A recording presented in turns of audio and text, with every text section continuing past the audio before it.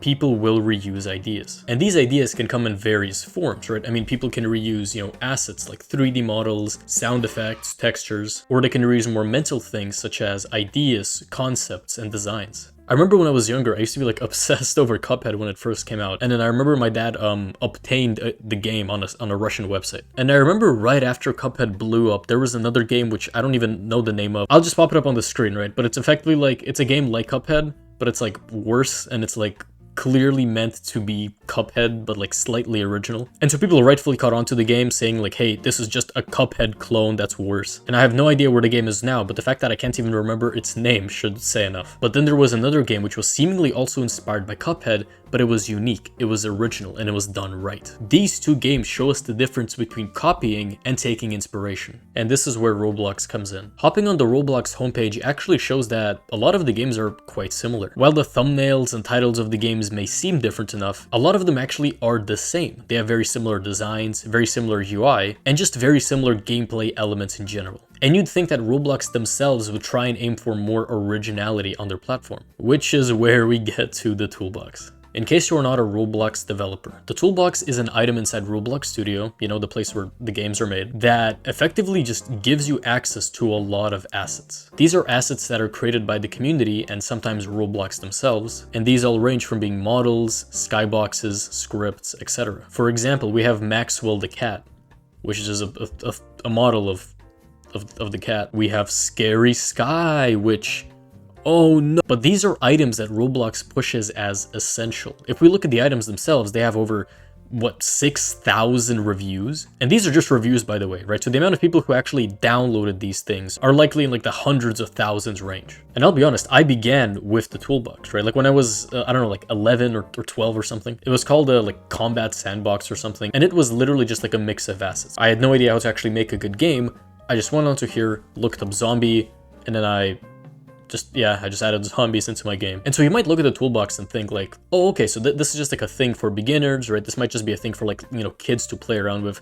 But like, I assume the actual games don't rely on the toolbox. And while you'd actually be correct in saying that most popular games have their own unique and original models, the truth is that reusal of assets just isn't the thing that Roblox players care about. So like if I take the game Slap Battles, for example, right, and we look at its island, there is literally nothing stopping me from looking up island. And literally one of the first things that come up is the Slap Battles island. And I didn't even know this was a thing, like none of this is planned, like that's insane. You have the anime island skybox.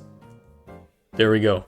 I've just made an amazing Roblox game. Now, obviously, this isn't to say that you can just reuse assets and make a good game, right? A good game still requires you to actually have good knowledge in game development. A good game still wants to have a consistent theme instead of just being a mashup of random assets. And unless you get really lucky with the toolbox, you still have to script everything in your game. But it's like, even with all of that, the existence of the toolbox says a lot about how Roblox operates. While there are some insanely popular games that actually do take themselves fairly seriously and have like a whole community built around them, the truth is that the majority of Roblox games are meant to be simple. They're meant to have a clear objective in mind. And this doesn't mean that the games are like short or not fun. It just means that the whole idea of most Roblox games is that there's a very simple objective for you to accomplish. The other reason, which I think is the biggest one, is that Roblox is a brand. When you join a Roblox game, you expect to see the same type of character, right? When you join a Roblox game, you expect to see, the fabled parts somewhere in the game. Even after all these years, Roblox games still have effects like sparkles, they have effects like fire, they use the same explosions. People come to Roblox to experience more of the same thing, not to experience something brand new. And it's in this way that the reusal of assets actually helps a lot of Roblox games. It's nice to join a Roblox game and already have a predefined standard of what to expect. This actually ties into another factor of Roblox games, and it's the fact that they're free. With a couple exceptions, sure, but the point still stands. Roblox games are meant to just be quick games. They're not meant to be huge, big experiences that you just pour hours of your time into. And this even applies to popular games that seemingly break this rule. Because if we take a game like Pet Simulator, for example, it is still a simple game. The game never actually becomes insanely complex. The game simply just has a good and big team, which allows the game itself to be good and big.